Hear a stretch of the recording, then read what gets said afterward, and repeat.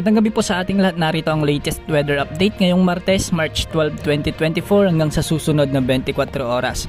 Ngayong gabi ay maaaring magpatuloy ang mahihinang pag-ulan sa ilang bahagi ng bansa dahil sa pag-iral na mahihinang amihan sa extreme northern Luzon at ang easterlies sa natitirang bahagi ng ating kapuluan.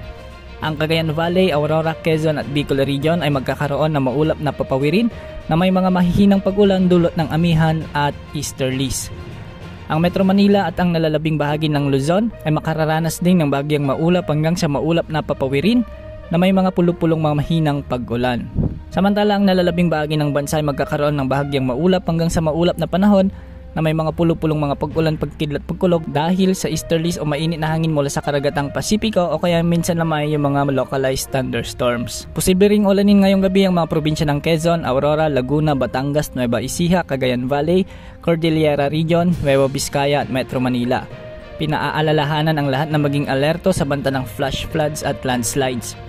Posible ring makaranas ngayong gabi ng mga pag-ulan ng malaking bahagi ng Mindanao sa Surigao del Norte, Surigao del Sur, Davao Region, Zamboanga Peninsula at General Santos.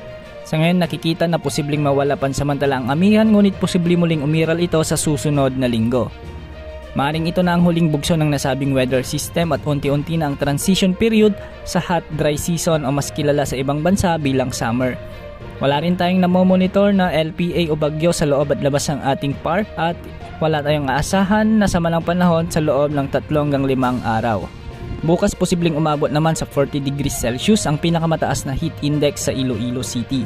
Samantalang 39 degrees Celsius naman sa Cotabato City, Giwan Eastern Samar, Tacloban City, Camarines Sur, Masbate City.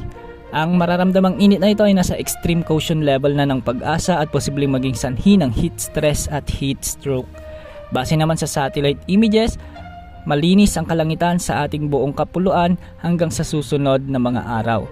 Wala rin tayong nakataas na gale warning kaya malayong makakapamalaot ang mga kababayan nating mangisda sa anumang bahagi ng ating karagatan. Yan ang latest update sa lagay ng ating panahon. Ito po ang weather update ng bayan, maasahan anumang panahon.